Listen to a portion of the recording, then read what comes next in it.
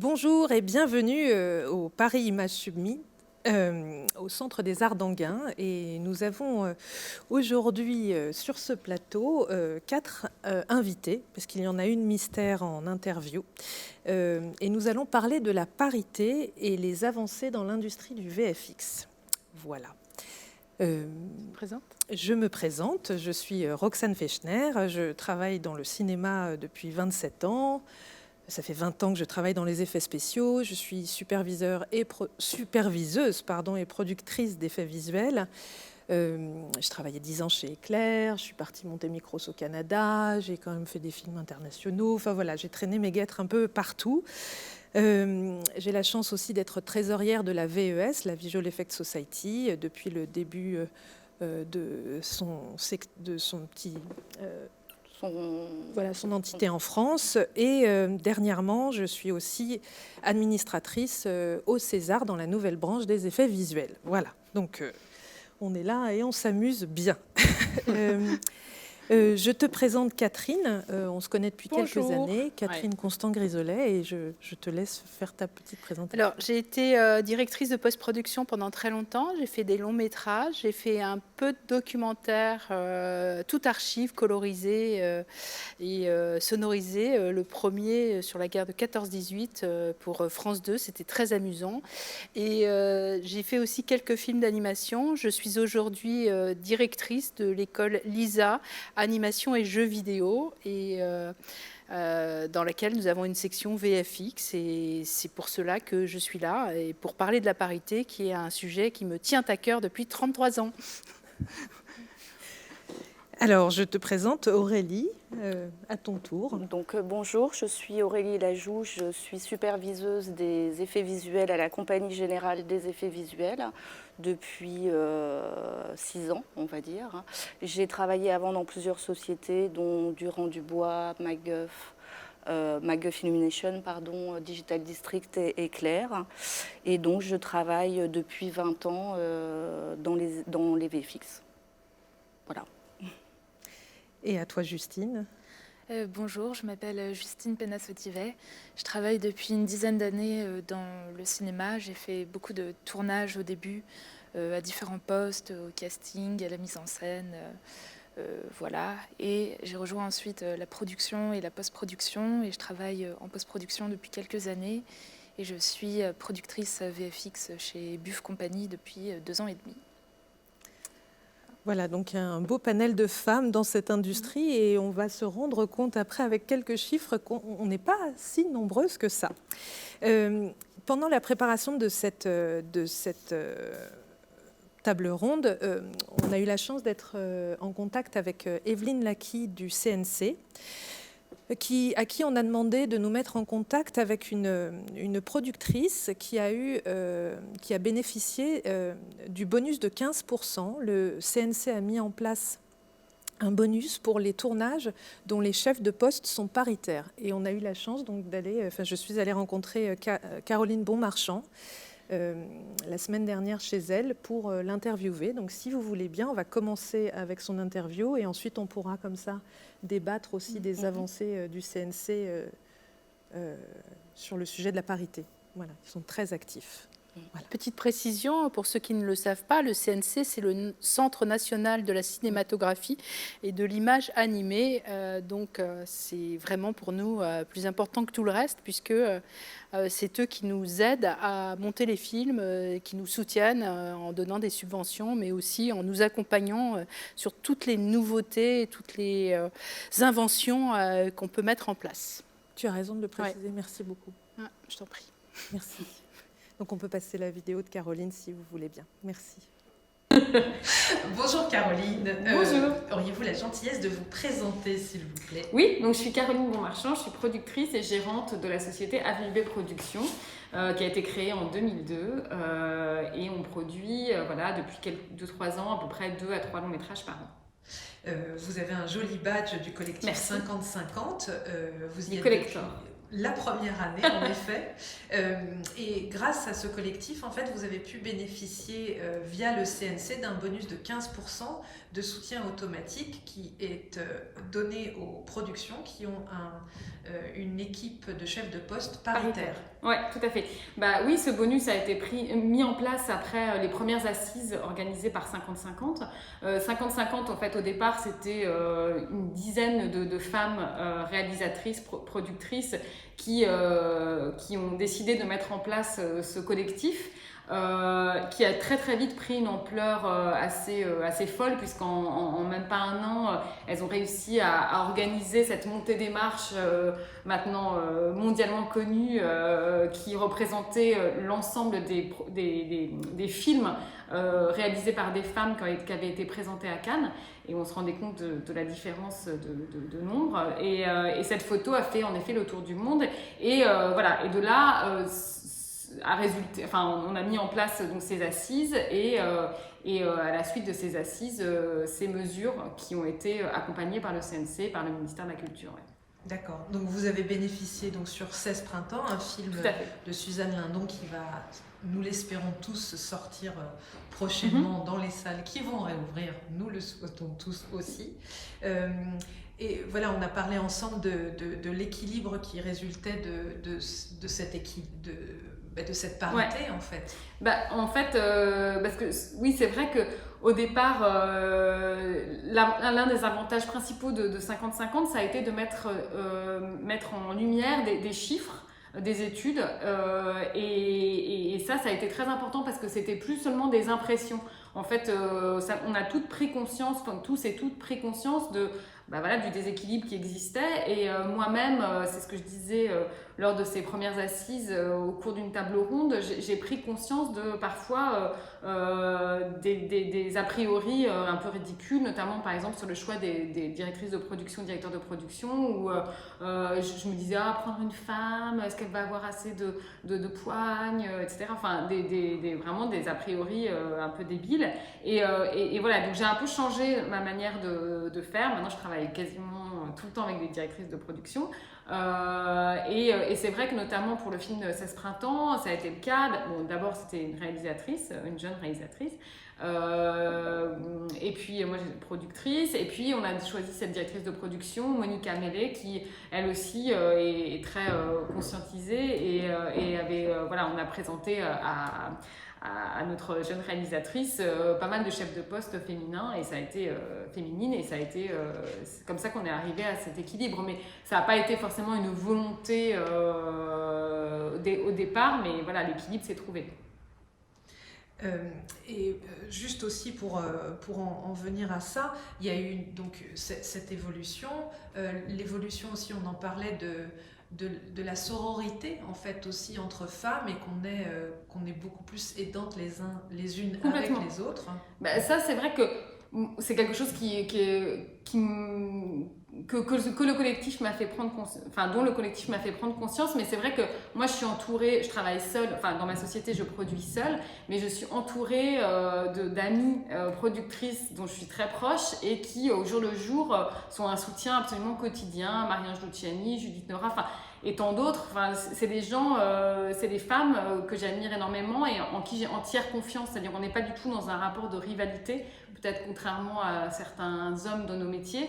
Et c'est vrai qu'on s'épaule énormément, et ça, c'est une chose qui me paraît, moi, essentielle, et j'ai envie aussi de la transmettre. C'est-à-dire, j'ai envie de pouvoir soutenir des femmes productrices peut-être plus jeunes et qui démarrent dans un climat plus compliqué, et pouvoir leur tendre la main, alors que nous, on nous a peut-être pas tendu la main de cette manière-là quand on avait 25 ans, mais voilà, ça me semble être quelque chose absolument fondamental et très proche de nos métiers. En fait, on fait des métiers, la production, c'est très maternant d'une certaine manière, on accompagne, et voilà, et ce rapport-là, il nous protège et surtout il nous soutient. Moi, je ne pourrais pas faire le métier que je fais sans ce soutien-là, sans mes amies productrices, j'aurais beaucoup plus de mal à le faire.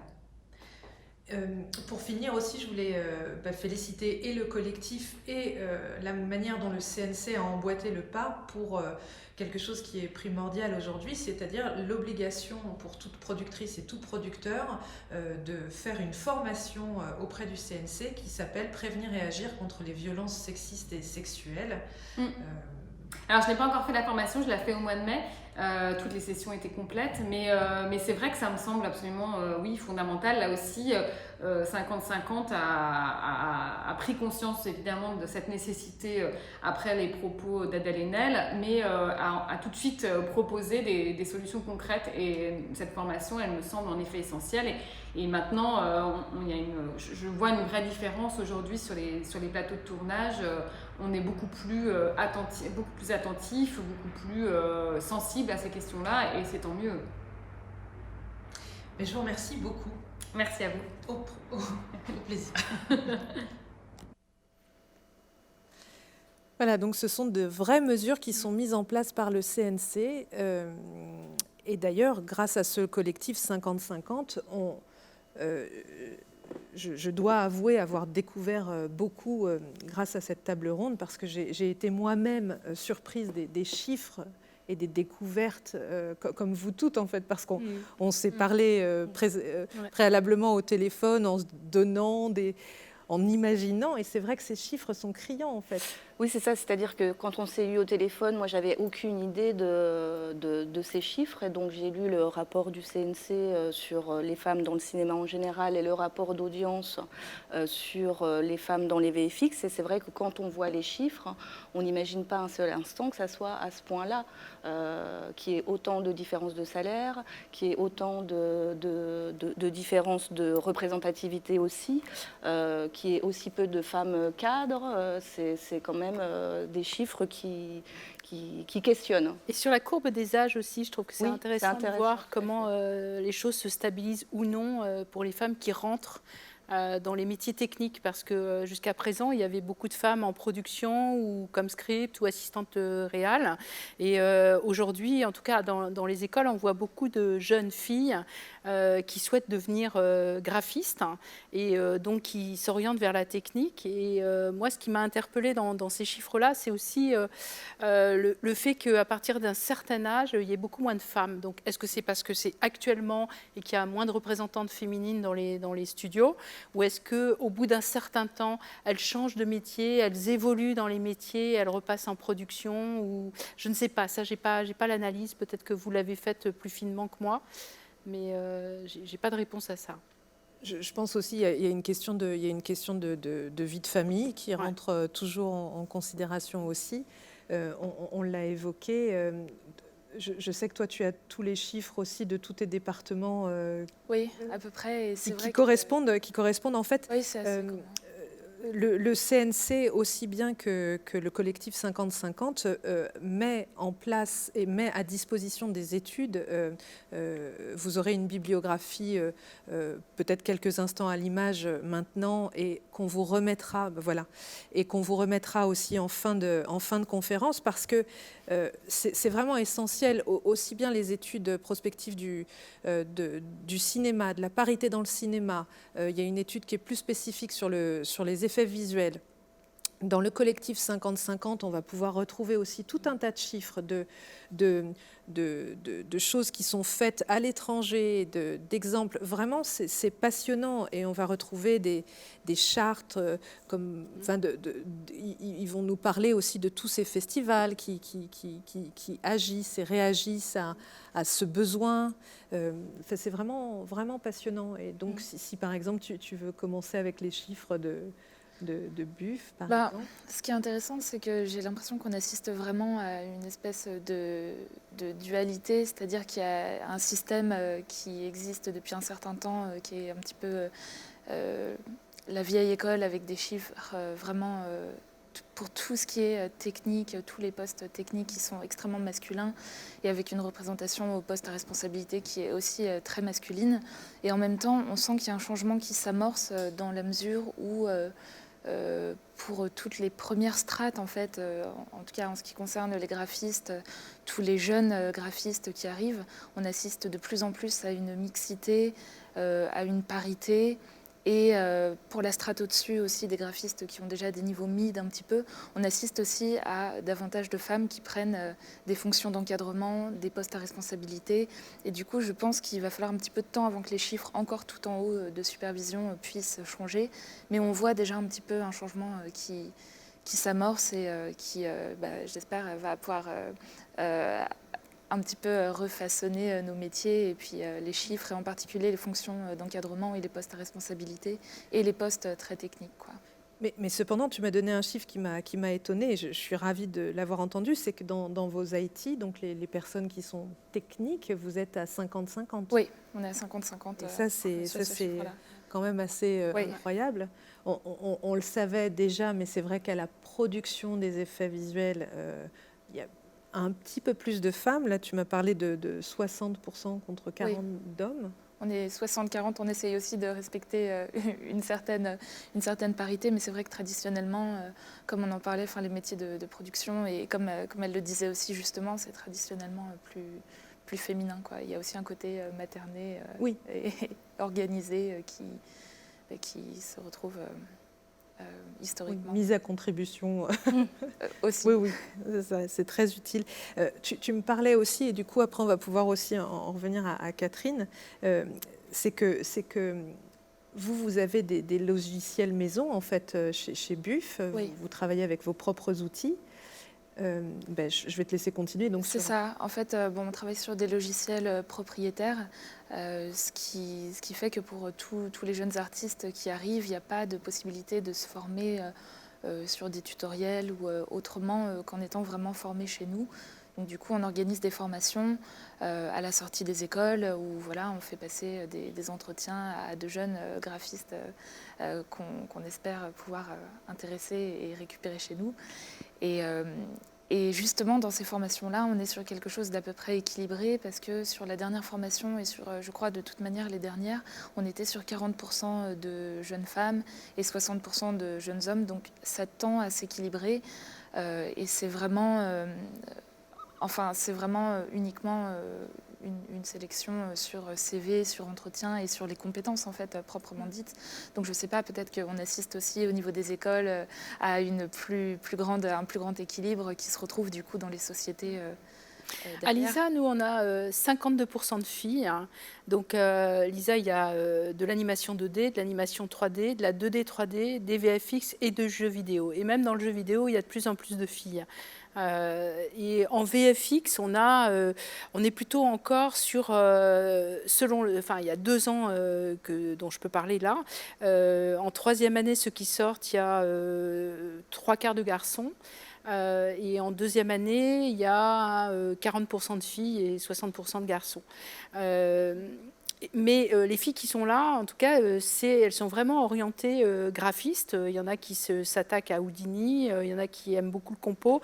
Il y en a 3 qui sont vraiment très intéressées par la supervision de prise de vue, de tournage, qui sont en train de tourner, etc. Et on sent qu'il y a une appétence beaucoup plus grande des jeunes filles, enfin des jeunes femmes, pour justement la technique. Et c'est ça qui m'intéresse, moi. Et je pense que le fait qu'il y ait des filles qui s'installent comme ça dans les écoles et qui en veulent et qui sortent souvent dans les meilleures places à la sortie, veut dire que dans les années à venir, vous allez les retrouver chez vous et qu'elles seront là pour longtemps. Elles ont aussi une autre façon, tu parlais de la vie familiale. Il est vrai que on s'est souvent posé la question de savoir si on restait un peu à la maison pour nos enfants ou comment on organisait notre vie professionnelle et notre vie familiale.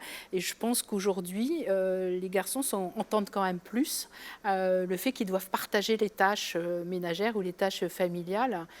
J'ai dit peut-être, je n'en suis pas encore sûre, mais je pense qu'il y a quand même une évolution qui leur permet aussi de pouvoir envisager des carrières un petit peu plus solides où elles peuvent se consacrer à leur travail et pas avoir l'esprit en permanence, comme notre génération par exemple, entre notre travail et la maison, ce qui était quand même pas toujours simple à faire.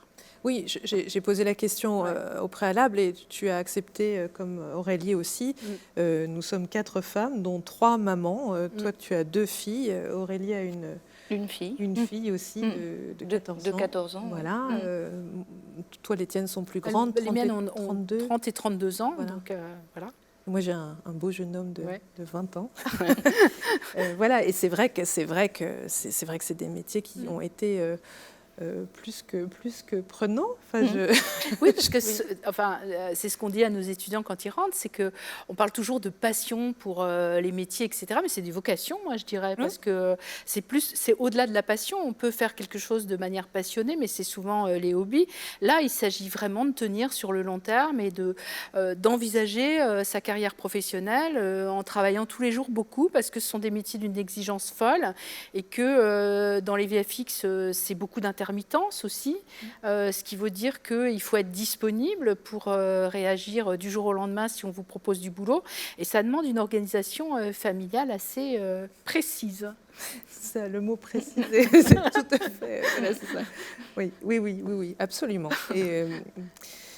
Oui, et beaucoup de compréhension de la part de nos enfants aussi, mais à qui aussi on enseigne la passion, et c'est aussi quelque chose de... Oui, d'accord. Bon, on essaye toujours de trouver des... Voilà. Mon fils sait que j'ai été passionnée, et je suis passionnée encore. Je pointe là-dessus parce que quand même... je pense que sur mon 3e tournage, où je n'étais pas encore sur les effets spéciaux, mais à la décoration, j'ai rencontré une superviseuse qui s'appelait Fifine, que j'ai vue, qui était à l'époque chez Dubois et qui est maintenant chez MacGuff. Et tu es quand même la seule, donc depuis 20 ans, je te l'ai dit, tu es la seule superviseuse que j'ai rencontrée vraiment, enfin, depuis que je suis moi, depuis donc 20 ans, à ce poste, je n'ai jamais rencontré d'autres superviseuses quand même. C'est-à-dire que oui, c'est quelque chose que j'entends aussi sur les plateaux. Après, je ne sais pas, il y a peut-être d'autres superviseuses, mais peut-être qu'on ne les connaît pas. Mais c'est vrai que sur les plateaux, on me dit, tu es la seule superviseuse fille qu'on connaît, enfin superviseuse. Après, il y a Ève Rambose aussi qui a été superviseuse, qui l'est toujours d'ailleurs, je pense. Mais c'est vrai que globalement, on est très peu. Moi, j'essaie de mon côté, c'est vrai, d'intéresser des jeunes femmes ou des femmes plus âgées. J'essaie de les inciter à venir sur les plateaux. Et c'est vrai que c'est quelque chose pour l'instant auquel c'est quelque chose qui reste un petit peu difficile en fait, pour plusieurs raisons. Déjà, pour certaines, pour des raisons familiales, parce que être sur un plateau, ça demande des sacrifices de temps qui sont incommensurables en fait, comme il faut le dire. Et pour les plus jeunes, c'est plutôt une crainte, on va dire, qui est liée pour le coup plus à leur position par rapport aux hommes, parce qu'elles savent que sur les plateaux, c'est un milieu complètement, pas complètement, mais qui est quand même masculin. Même si effectivement ça change. C'est vrai qu'on voit dans des chefs de poste de plus en plus des femmes, mais globalement, il faut dire ce qui est, en tout cas en dehors des scripts de l'habillage, maquillage, coiffure, sur les plateaux, on a essentiellement des hommes. Oui, je crois que la difficulté pour nous les femmes, c'est pas nos compétences, parce que les compétences, on les a et on sait les utiliser. En revanche, c'est le regard de l'autre encore. Et c'est très compliqué de s'imposer quand on n'a pas un regard face à nous qui soit bienveillant ou neutre. Et je pense que c'est la plus grande difficulté, en tout cas moi, que j'ai ressentie dans mon métier. Et curieusement, c'est plutôt du côté des directeurs de prod ou des techniciens, plutôt que les réalisateurs ou les producteurs qui, quand ils vous engagent, c'est qu'ils ont confiance en vous. Et justement, peut-être qu'ils ont envie d'un autre regard sur les choses ou d'une autre façon de traduire ce regard. Et je pense que la difficulté auquel doivent s'attendre encore les jeunes femmes aujourd'hui, c'est justement de rester droites dans leurs souhaits et dans leurs exigences professionnelles par rapport à ces regards. Je ne sais pas, c'est une sensation comme ça que j'ai eue.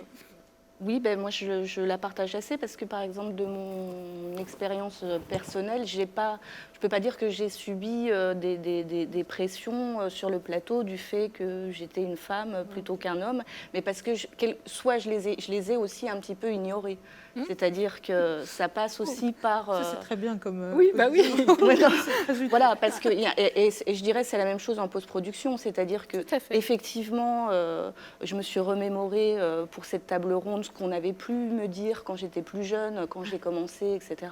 Quand j'ai voulu m'orienter vers la supervision, j'ai entendu des choses, des fois, qui étaient sur le ton de la blague, mais qui sont quand même un peu sexistes. Mais je n'y ai pas fait, en fait, j'y ai pas fait vraiment attention parce que je ne l'ai pas pris comme ça, en fait. Je ne l'ai pas pris pour une blague sexiste, ultra sexiste, en fait, quoi. Et j'ai toujours ignoré ça. Alors, c'est peut-être pour ça que je suis là aujourd'hui et que je suis la seule superviseuse. C'est parce que finalement, ça m'intéresse très peu, ce rapport-là. Ce rapport-là, finalement. Et j'y coupe court assez vite. En général. Ce qui est fou, c'est voilà, il faut se détacher, presque s'asexuer pour se retrouver dans enfin toi en tant que là, parce qu'on te fait intervenir aussi en tant que directrice de post-production et directrice d'école, donc en tant que directrice de post-production, bien évidemment, enfin on se confronte. On se confronte d'abord au directeur de production par rapport au budget. Et par rapport à notre vision donc, du film, parce qu'un budget, c'est quoi? C'est tout simplement une mise je ne vais pas dire en abîme, mais presque, d'une volonté d'un réalisateur et d'un producteur, et une traduction technique puis chiffrée d'un planning et des nécessités, des nécessaires petits sous pour réussir à faire le film. Et souvent, on se retrouve avec des directeurs de production, en tout cas, il fut un temps où on se retrouvait avec des directeurs de production qui ne connaissaient pas la post-prod, et c'est bien normal parce qu'ils étaient sur le tournage, mais qui ne nous laissaient pas la possibilité, ou qui nous la laissaient seulement très difficilement, d'organiser notre budget et d'avoir notre budget nécessaire pour pouvoir accompagner nos équipes des rushs jusqu'à la distribution. Donc déjà ça, je sais que ça commence à évoluer, c'est pas encore tout à fait ça. La remise à jour du budget CNC que l'on a fait justement avec les directeurs de production il y a 3 ans ou 4 ans, je ne sais plus exactement, a fait évoluer les choses dans le bon sens, puisque maintenant il y a une cohérence entre ce qu'on fait en vrai et ce qu'on écrit. Donc l'organisation des budgets est meilleure, mais tant qu'on n'aura pas des budgets qui sont vraiment attribués à la prod ou à la post-prod, je pense qu'on sera encore en tant que directeur de post-prod ou en tant qu'équipe, et là je parle globalement homme ou femme, on sera dans des difficultés de discussion avec la production. Plus qu'un problème homme-femme, je pense qu'il y a ce problème aussi budgétaire et d'organisation de la prod et de la post-prod. Et dont on pâtit, bien entendu, mais on serait un homme, on en pâtirait autant. Et à ce propos, est-ce que vous avez pu remarquer à vos différents postes des besoins de lutter davantage pour avoir un salaire équivalent à ceux des hommes? Est-ce que vous en êtes consciente? Est-ce que vous le savez? Est-ce que toi qui es productrice, tu as accès à tout. Est-ce que les hommes... Je pense que ce qui peut être handicapant et à mon avis dont on est un peu toutes conditionnées, c'est parfois plus lutter contre nous-mêmes pour un problème de légitimité. Est-ce que je suis légitime à aller demander ça, que ce soit pour des budgets, que ce soit pour des augmentations, que ce soit pour une sorte d'équivalence dans le métier et d'équivalence de traitement. Mais je trouve qu'il y a une vraie barrière déjà de nous-mêmes, avant même qu'il y ait le regard des autres, qu'il y ait les hommes, ou qu'il y ait un système différent. Il y a vraiment quelque chose dont il faut qu'on arrive, en se serrant les coudes, à se sortir, et qui est vraiment de se considérer au même titre que qui que ce soit d'autre dans une équipe. Après, en termes d'équité de salaire, je ne dirais pas qu'il y a vraiment de... Enfin, je n'ai pas en tout cas ressenti dans mon poste actuel de différence à ce niveau-là, ou je n'ai pas ressenti de différenciation entre les hommes et les femmes à titre égal. À niveau de compétences égales, je pense que c'est vraiment traité de la même manière, et sur ce plan-là, c'est vraiment satisfaisant, et ça va dans le bon sens. Là, je peux parler aussi avec ma casquette de productrice d'effets visuels. Oui, en effet, mais les postes, que ce soit les leads, cependant, je n'ai jamais eu de lead femme, toi, je crois que oui. Oui, moi j'ai actuellement une lead femme, oui. Voilà, mais sinon, les seniors sont des seniors, c'est les mêmes prix. Enfin, j'essaye d'avoir, moi, une grille à chaque fois, c'est en fonction de ta compétence, pas en aucun cas de ton genre non plus. Mais, et toi Moi, c'est pas non plus quelque chose que j'ai ressenti. Je pense pas que c'est quelque chose qui existe dans la société dans laquelle je travaille aujourd'hui. Effectivement, c'est plutôt des salaires qui varient en fonction de la compétence, qui est tout à fait normal, et pas en fonction du genre. En tout cas, pour le peu de filles qu'il y a, ça n'existe pas, je pense. D'accord. Je crois que dans le cinéma, on est très protégé par les minimums syndicaux déjà, globalement, même si ils ne sont pas toujours respectés, et ça on le sait. Mais je pense que quand même, ça donne une barrière psychologique importante. Mais je suis d'accord avec toi, Justine, que c'est contre nous qu'il faut nous battre pour accepter et oser demander un salaire à la hauteur de nos compétences, et que je trouve que très honnêtement c'est pas facile, ça n'a jamais été facile, et je pense qu'on est mal élevé par rapport à ça. Je pense qu'il nous faudrait des cours. Il y a un conditionnement réellement de ne pas gêner et de... Oui. Mais dans notre conversation téléphonique, tu as relevé un point, c'est sur l'ambition aussi. Oui. Et le fait que, effectivement, déjà, les femmes ont une ambition qui est probablement soit... est-ce qu'elle est moins élevée? Ça, je n'en sais rien, mais en tout cas moins avouée, clairement. Enfin, c'est vrai. Et il en découle... des situations comme ça, enfin, de pas... Pardon, je bafouille un petit peu là. Non, mais de pas, par exemple, moi, quand je demande si telle ou telle fille veut venir avec moi en tournage ou ce genre de choses, c'est de cette situation-là dont tu parles, de crainte d'accéder à des postes supérieurs et de se retrouver dans un milieu d'hommes. Alors même si, pour le coup, en ce qui me... Enfin, je pense qu'il y a aussi beaucoup d'a priori. En effet, je te rejoins. C'est donc avant tout une lutte pour elle, en tout cas contre elle-même, pour essayer d'y aller, en fait. C'est vrai que ça, c'est de toute façon une lutte, quoi qu'il arrive, puisque je prends aussi l'exemple, chez nous, on a une superviseuse femme en 3D. Donc, c'est une femme qui a à peu près le même âge que moi. Et donc, on a eu le même type de fonctionnement en gravissant les échelons. C'est-à-dire qu'il a fallu, oui, qu'on lutte toujours plus, mais... pas en disant nous sommes des femmes, etc. Il a fallu qu'on travaille, je pense, un peu plus et qu'on élève un peu plus la voix pour s'imposer. Oui, on a parlé pas avec toi, Justine, je crois pas, mais d'autorité, en fait, qui avait... oui. Et ça, c'est quelque chose, en effet, quand on doit arriver... Alors, je pense que c'est... sur les postes à responsabilité, c'est aussi le cas pour les hommes. Je pense que de toute façon, il faut s'imposer. C'est pas... Bien entendu. Mais quand même, en ayant discuté donc, avec ces filles qui travaillent avec moi, il y a quand même ce ressenti d'avoir dû un peu plus lutter pour s'imposer, en fait. Oui, puis pour en faire plus, peut-être pour arriver au même résultat. Exactement. Pour arriver au même résultat, oui et non, parce que tu en fais plus, donc tu en fais plus, mais tu n'admets pas d'être reconnu davantage ou... Oui, il y a quelque chose comme ça, mais je vois ce que tu veux dire. C'est le fait de devoir presque travailler plus. Alors, je ne sais pas si c'est par rapport au regard des autres ou si c'est par rapport à nous-mêmes, encore une fois.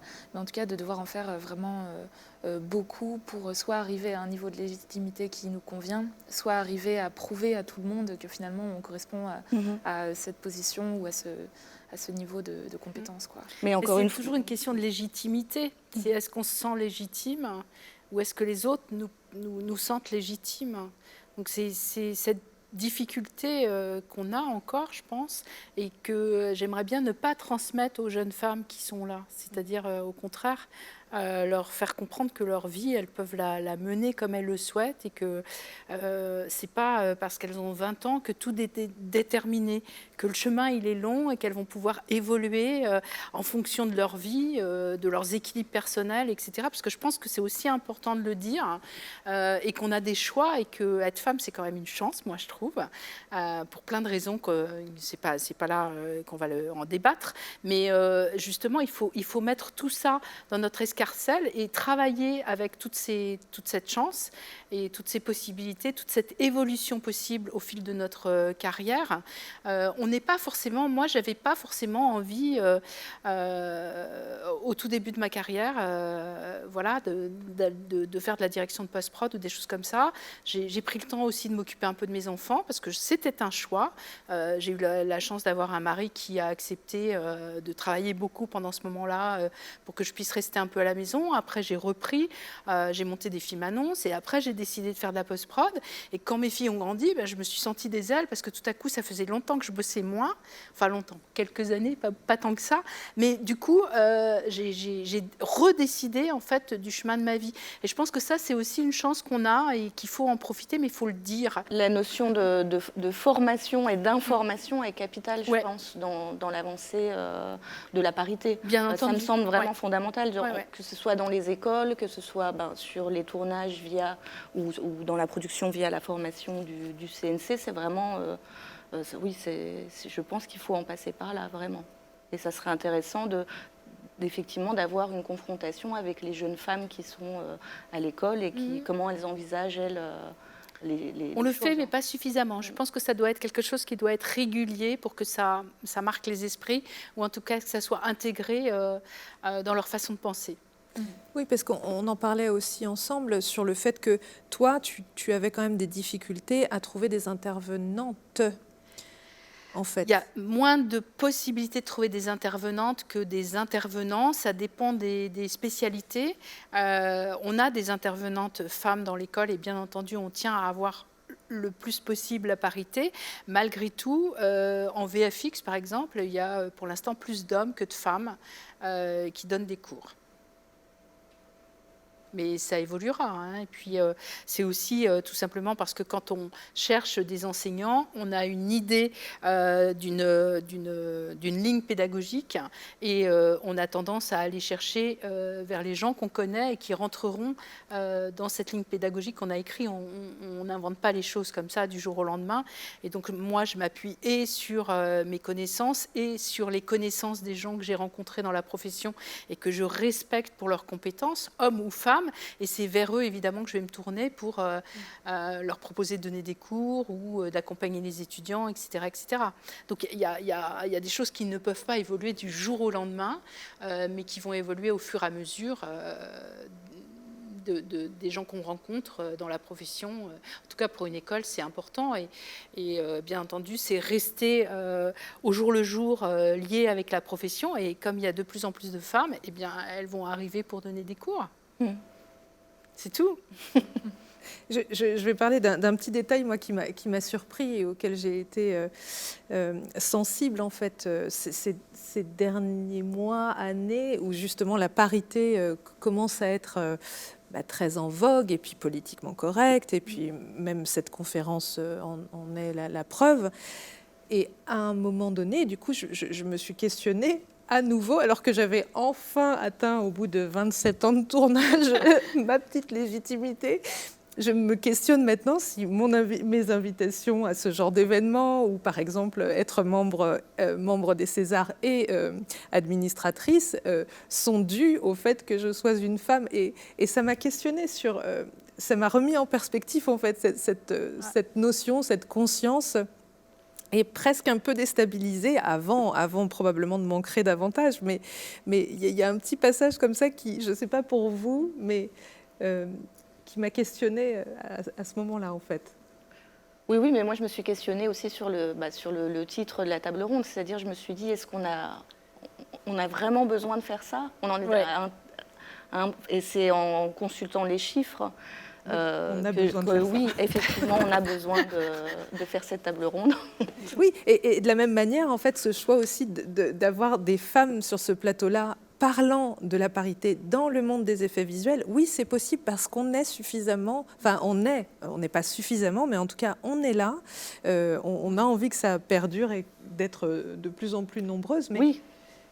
Mais c'est possible en fait, parce que c'est vrai qu'il suffit de regarder aussi toutes les conférences du PIDS des années précédentes. Les tables rondes quand même sont rarement chargées de femmes.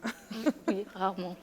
Voilà, donc c'est plutôt très plaisant. Ouais, mais je pense qu'il y a de la place pour tout le monde et moi j'aimerais pas, enfin j'ai pas du tout un féminisme pur et dur, anti-homme et tout ça, c'est pas du tout mon souhait. En revanche, je trouve que travailler ensemble c'est vraiment agréable et il faut qu'on arrive à ce que ça soit apaisé et que chacun trouve sa place par ses compétences, par ce qu'il apporte dans un projet, par ce qu'il apporte d'attention à un réalisateur ou à un producteur, et qu'on fasse des équipes qui soient montées comme ça et qui soient pas autrement.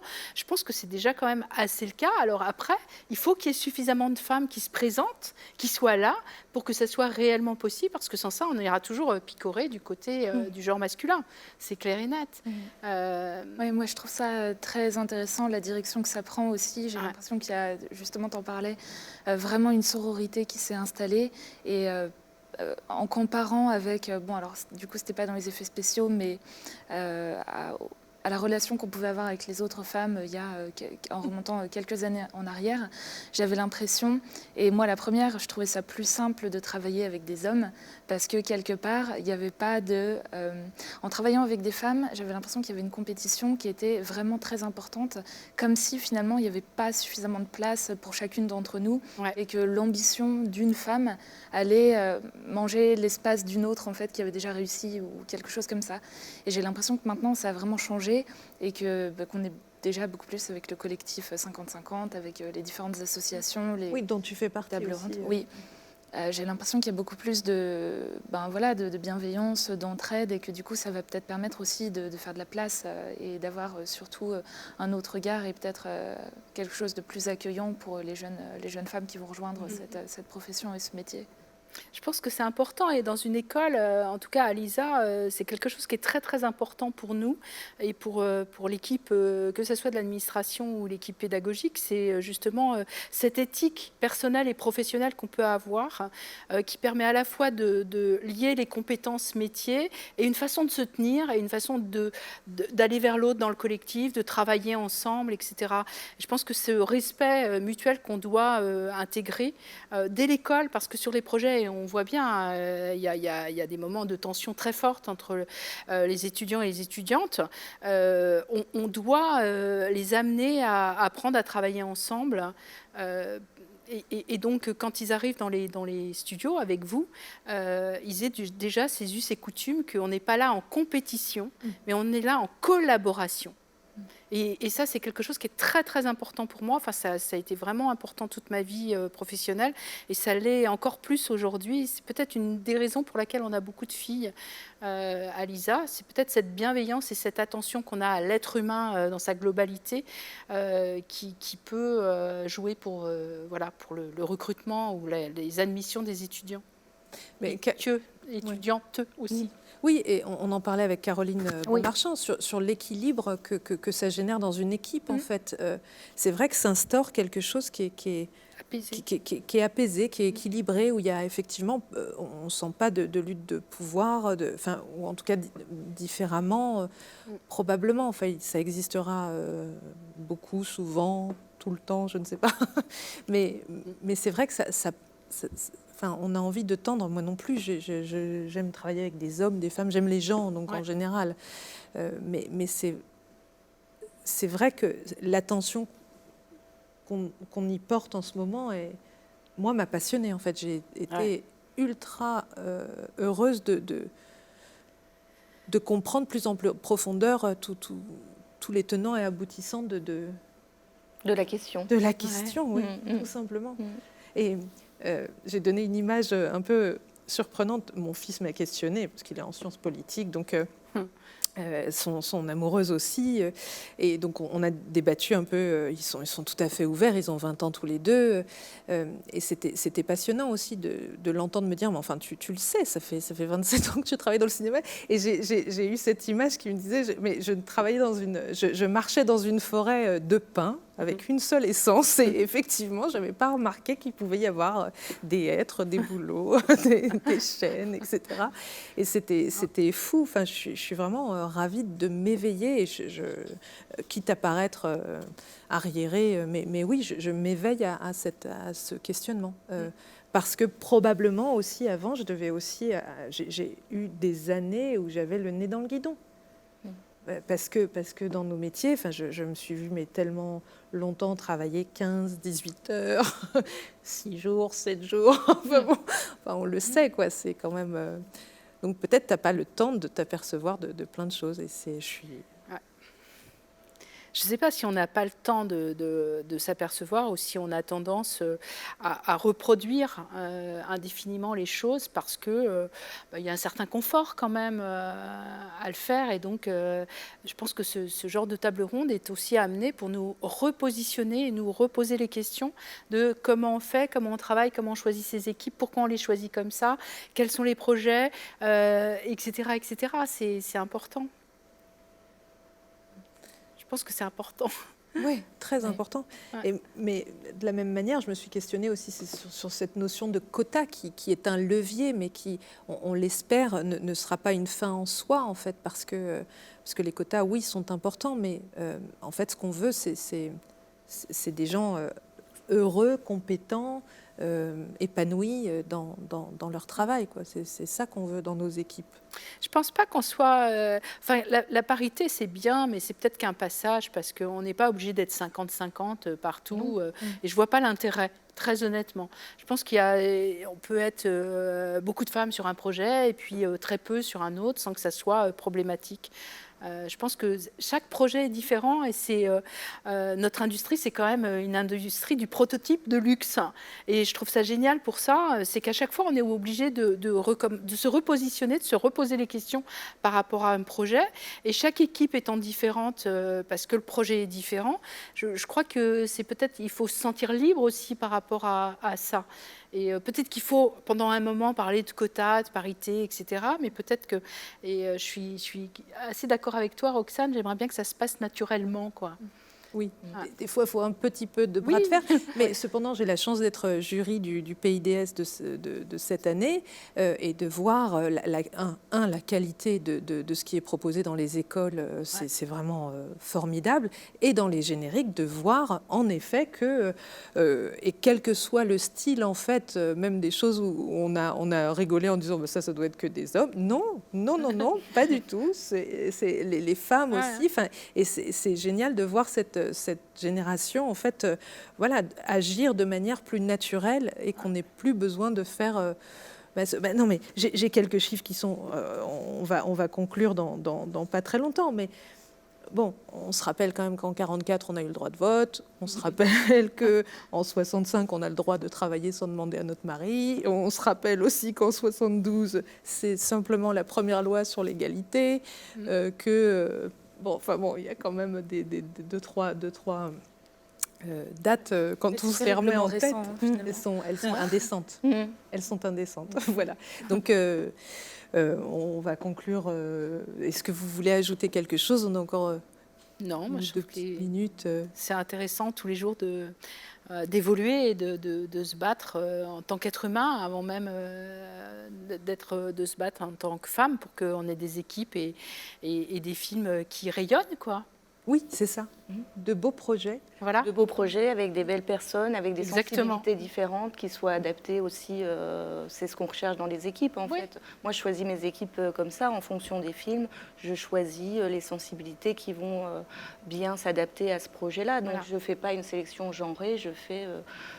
une sélection par humanité, en fait. Oui, donc, on peut rappeler même que les plus belles aventures de cinéma, c'est évidemment des films qui vont nous nourrir intellectuellement ou qui vont nous amuser, mais c'est avant tout nos équipes qu'on aime. Ah oui. Et c'est ces aventures humaines qu'on garde et qu'on chérit longtemps après. Et ça, je trouve ça génial. Si, il faut continuer comme ça et pas juste réduire ce débat à une sorte de dualité Ouais. homme-femme, parce que c'est vraiment pas ça finalement, c'est simplement Oui. juste rétablir une sorte de normalité qui devrait exister déjà Ouais. naturellement. Mais je vous remercie d'avoir été mes complices pour cette table Merci. ronde. Eh ben, merci, parce que Merci du à coup, toi. moi j'ai appris beaucoup de choses en lisant et je suis ravie d'avoir participé à cette table ronde avec vous toutes. Merci beaucoup. Oui. On va remettre les liens qui seront à disposition de tous. Consultez-les, c'est passionnant. Réjouissez-vous, apprenons ensemble et au plaisir. Merci beaucoup. Merci. Merci.